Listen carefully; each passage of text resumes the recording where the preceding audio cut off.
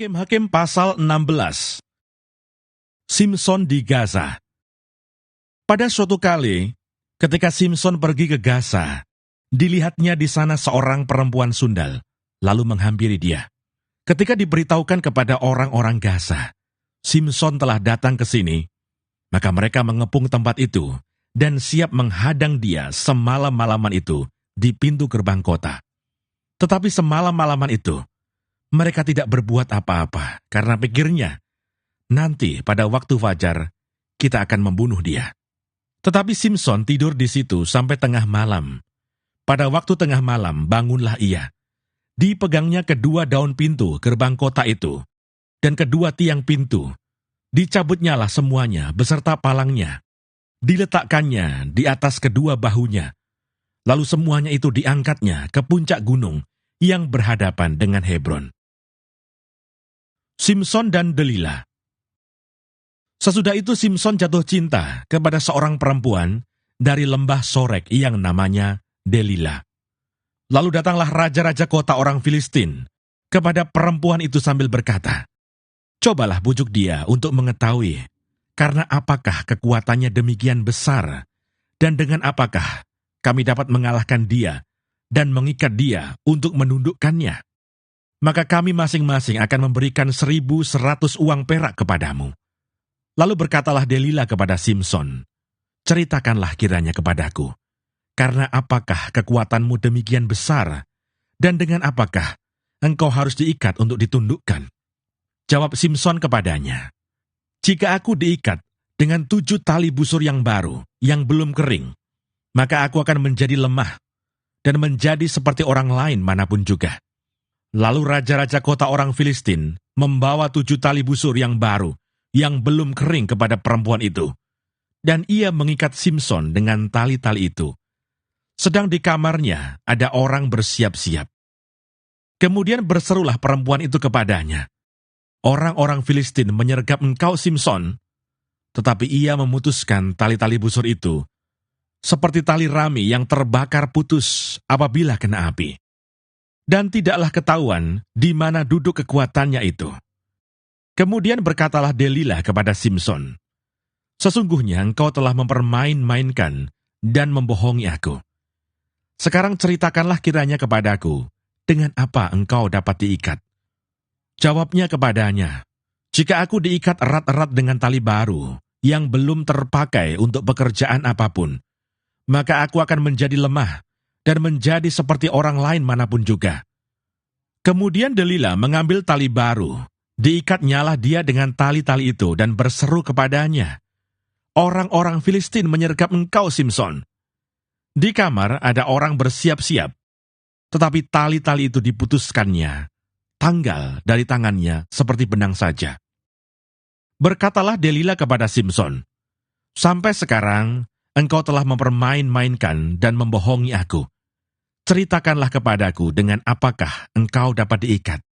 Jawabnya kepadanya, "Kalau engkau menenun 7 rambut jalinku bersama-sama dengan lungsin, lalu mengokohkannya dengan patok, maka aku akan menjadi lemah dan menjadi seperti orang lain manapun juga." Kemudian perempuan itu mengokohkan lagi tenunan itu dengan patok, lalu berserulah ia kepadanya, "Orang-orang Filistin menyergap engkau, Simson." Tetapi ketika ia terjaga dari tidurnya, disentaknya lepas patok tenunan dan lungsin itu. Berkatalah perempuan itu kepadanya, "Bagaimana mungkin engkau berkata, 'Aku cinta kepadamu,' padahal hatimu tidak tertuju kepadaku? Sekarang telah 3 kali engkau mempermain-mainkan aku, dan tidak mau menceritakan kepadaku, karena apakah kekuatanmu demikian besar?" Lalu setelah perempuan itu berhari-hari merengek-rengek kepadanya, dan terus mendesak-desak dia, ia tidak dapat lagi menahan hati, sehingga ia mau mati rasanya. Maka diceritakannyalah kepadanya segala isi hatinya, katanya, "Kepalaku tidak pernah kena pisau cukur, sebab sejak dari kandungan ibuku, aku ini seorang nasir Allah. Jika kepalaku dicukur, maka kekuatanku akan lenyap daripadaku, dan aku akan menjadi lemah dan sama seperti orang-orang lain." Ketika dilihat Delila bahwa segala isi hatinya telah diceritakannya kepadanya. Disuruhnyalah memanggil raja-raja kota orang Filistin, katanya. Sekali ini lagi, datanglah kemari, sebab ia telah menceritakan segala isi hatinya kepadaku. Lalu datanglah raja-raja kota orang Filistin itu kepadanya, sambil membawa uang itu. Sesudah itu dibujuknya Simson tidur di pangkuannya. Lalu dipanggilnya seorang, dan disuruhnya mencukur ketujuh rambut jalinnya. Sehingga mulailah Simson ditundukkan oleh perempuan itu, sebab kekuatannya telah lenyap daripadanya. Lalu berserulah perempuan itu, "Orang Filistin menyergap engkau, Simson." Maka terjagalah ia dari tidurnya, serta katanya, "Seperti yang sudah-sudah, aku akan bebas dan akan meronta lepas." Tetapi tidaklah diketahuinya bahwa Tuhan telah meninggalkan dia. Orang Filistin itu menangkap dia, mencungkil kedua matanya, dan membawanya ke Gaza. Di situ ia dibelenggu dengan 2 rantai tembaga, dan pekerjaannya di penjara ialah menggiling. Tetapi rambutnya mulai tumbuh pula sesudah dicukur. Simson mati. Sesudah itu berkumpullah raja-raja kota orang Filistin untuk mengadakan perayaan korban sembelihan yang besar kepada Dagon, Allah mereka, dan untuk bersukaria, kata mereka, "Telah diserahkan oleh Allah kita ke dalam tangan kita, Simson musuh kita." Dan ketika orang banyak melihat Simson, mereka memuji Allah mereka sambil berseru, "Telah diserahkan oleh Allah kita ke dalam tangan kita, musuh kita, perusak tanah kita, dan yang membunuh banyak teman kita." Ketika hati mereka riang gembira, berkatalah mereka, "Panggillah Simson untuk melawak bagi kita." Simson dipanggil dari penjara, lalu ia melawak di depan mereka. Kemudian mereka menyuruh dia berdiri di antara tiang-tiang. Berkatalah Simson kepada anak yang menuntun dia, "Lepaskan aku, dan biarkanlah aku meraba-raba tiang-tiang penyangga rumah ini, supaya aku dapat bersandar padanya." Adapun gedung itu penuh dengan laki-laki dan perempuan. Segala raja kota orang Filistin ada di sana, dan di atas sotoh ada kira-kira 3.000 orang laki-laki dan perempuan yang menonton lawak Simson itu. Berserulah Simson kepada Tuhan, katanya, "Ya Tuhan Allah, ingatlah kiranya kepadaku dan buatlah aku kuat. Sekali ini saja, ya Allah, supaya dengan satu pembalasan juga kubalaskan kedua mataku itu kepada orang Filistin." Kemudian Simson merangkul kedua tiang yang paling tengah, penyangga rumah itu, lalu bertopang kepada tiang yang satu dengan tangan kanannya, dan kepada tiang yang lain dengan tangan kirinya. Berkatalah Simson, "Biarlah kiranya aku mati bersama-sama orang Filistin ini." Lalu membungkuklah ia sekuat-kuatnya. Maka rubuhlah rumah itu, menimpa raja-raja kota itu, dan seluruh orang banyak yang ada di dalamnya. Yang mati dibunuhnya pada waktu matinya itu lebih banyak daripada yang dibunuhnya pada waktu hidupnya. Sesudah itu datanglah ke sana saudara-saudaranya dan seluruh keluarganya. Mereka mengangkat dia dan membawanya dari sana, lalu menguburkannya di antara Zora dan Esitaol di dalam kubur Manoah ayahnya. Dia memerintah sebagai hakim atas orang Israel 20 tahun lamanya. Hakim-Hakim pasal 17. Patung sembahan Mika. Ada seorang dari pegunungan Efraim, Mika namanya. Berkatalah ia kepada ibunya, "Uang perak yang 1.100 itu, yang diambil orang daripadamu, dan yang karena itu kau ucapkan kutuk. Aku sendiri mendengar ucapanmu itu. Memang uang itu ada padaku. Akulah yang mengambilnya." Lalu kata ibunya, "Diberkatilah kiranya anakku oleh Tuhan." Sesudah itu, dikembalikannya lah uang perak yang 1.100 itu kepada ibunya. Tetapi ibunya berkata, "Aku mau menguduskan uang itu bagi Tuhan. Aku menyerahkannya untuk anakku, supaya dibuat patung pahatan dan patung tuangan daripada uang itu. Maka sekarang, uang itu kukembalikan kepadamu." Tetapi orang itu mengembalikan uang itu kepada ibunya. Lalu perempuan itu mengambil 200 uang perak dan memberikannya kepada tukang perak, yang membuat patung pahatan dan patung tuangan daripada uang itu. Lalu patung itu ditaruh di rumah Mika. Mika ini mempunyai kuil. Dibuatnyalah efod dan terafim. Ditahbiskannya salah seorang anaknya laki-laki yang menjadi imamnya. Pada zaman itu, tidak ada raja di antara orang Israel. Setiap orang berbuat apa yang benar menurut pandangannya sendiri. Maka ada seorang muda dari Bethlehem Yehuda, dari kaum Yehuda. Ia seorang Lewi dan tinggal di sana sebagai pendatang. Lalu orang itu keluar dari kota Bethlehem Yehuda untuk menetap sebagai pendatang di mana saja ia mendapat tempat. Dan dalam perjalanannya itu, sampailah ia ke pegunungan Efraim di rumah Mika. Bertanyalah Mika kepadanya, "Engkau dari mana?" Jawabnya kepadanya, "Aku orang Lewi dari Bethlehem Yehuda, dan aku pergi untuk menetap sebagai pendatang di mana saja aku mendapat tempat." Lalu kata Mika kepadanya, "Tinggallah padaku, dan jadilah bapa dan imam bagiku. Maka setiap tahun, aku akan memberikan kepadamu 10 uang perak, sepasang pakaian serta makananmu." Orang Lewi itu setuju untuk tinggal padanya. Maka orang muda itu menjadi seperti salah seorang anaknya sendiri. Mika mentahbiskan orang Lewi itu. Orang muda itu menjadi imamnya dan diam di rumah Mika. Lalu kata Mika, "Sekarang tahulah aku bahwa Tuhan akan berbuat baik kepadaku, karena ada seorang Lewi menjadi imamku." Hakim-Hakim pasal 18.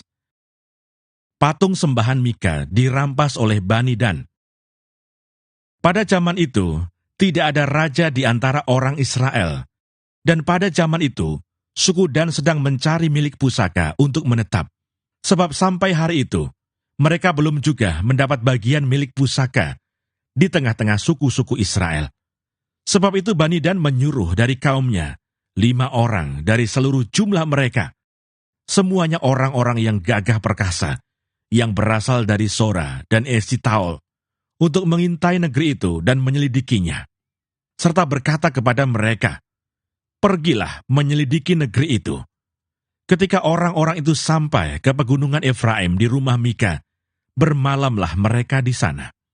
Ketika mereka ada dekat rumah Mika itu, dikenal merekalah logat orang muda suku Lewi itu. Lalu singgahlah mereka ke sana dan berkata kepadanya, "Siapakah yang membawa engkau kemari? Apakah pekerjaanmu dan urusanmu di sini?" Katanya kepada mereka, "Begini begitulah dilakukan Mika kepadaku. Ia menggaji aku dan aku menjadi imamnya." Kata mereka kepadanya, "Tanyakanlah kiranya kepada Allah, supaya kami ketahui apakah perjalanan yang kami tempuh ini akan berhasil." Kata imam itu kepada mereka, "Pergilah dengan selamat. Perjalanan yang kamu tempuh itu dipandang baik oleh Tuhan." Sesudah itu pergilah ke-5 orang itu, lalu sampailah mereka ke Lais. Dilihatnya merekalah bahwa rakyat yang diam di sana hidup dengan tenteram menurut adat orang Sidon, aman dan tenteram.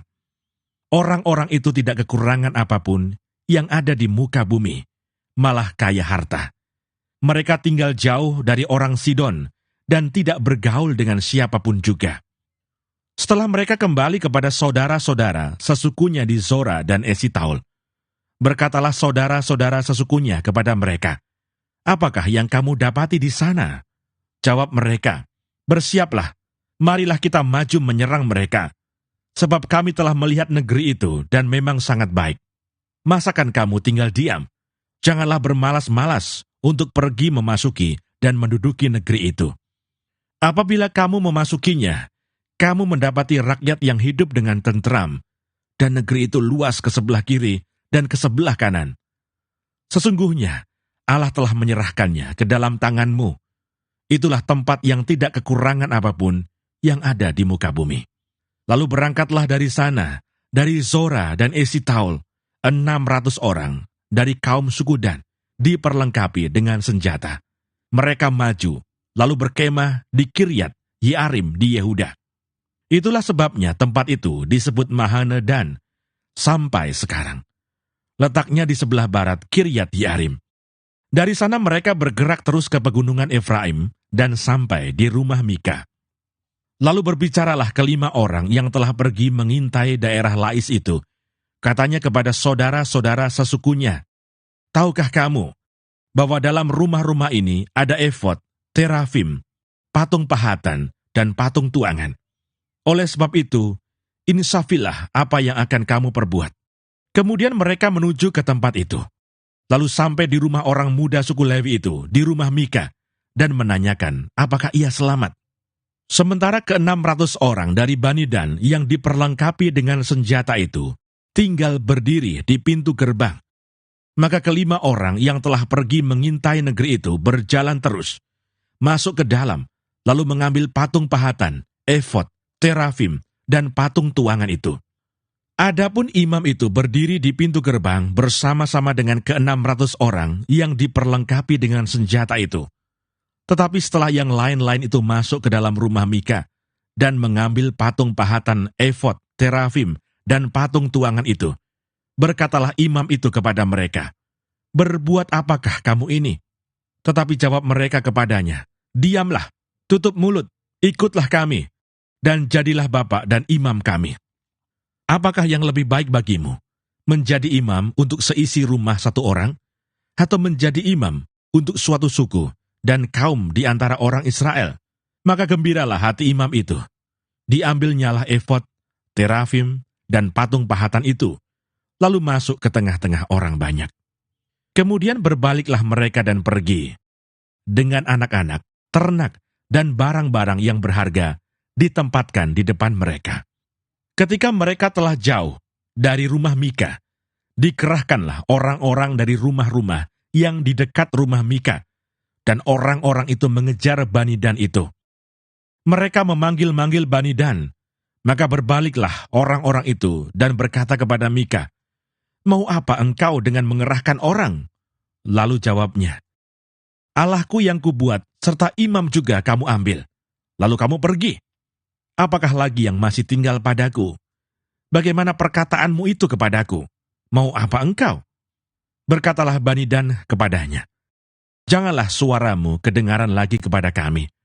Nanti ada orang yang menyerang engkau karena sakit hati, dan dengan demikian, engkau serta seisi rumahmu kehilangan nyawa." Lalu Bani Dan melanjutkan perjalanannya, dan Mika, setelah dilihatnya mereka itu lebih kuat daripadanya, berpalinglah ia pulang ke rumahnya. Lalu Bani Dan dengan membawa barang-barang yang dibuat Mika, juga imamnya, mendatangi Lais, yakni rakyat yang hidup dengan aman dan tentram. Mereka memukul orang-orang itu dengan mata pedang dan kotanya dibakar. Tidak ada orang yang datang menolong, sebab kota itu jauh dari Sidon, dan orang-orang kota itu tidak bergaul dengan siapapun juga. Letak kota itu di lembah Bet-Rehob. Kemudian Bani Dan membangun kota itu kembali dan diam di sana. Mereka menamai kota itu Dan, menurut nama bapa leluhur mereka, yakni Dan, yang lahir bagi Israel. Tetapi nama kota itu dahulu adalah Lais. Bani Dan menegakkan bagi mereka sendiri patung pahatan itu. Lalu Yonatan bin Gersom bin Musa bersama-sama dengan anak-anaknya menjadi imam bagi suku Dan, sampai penduduk negeri itu diangkut sebagai orang buangan.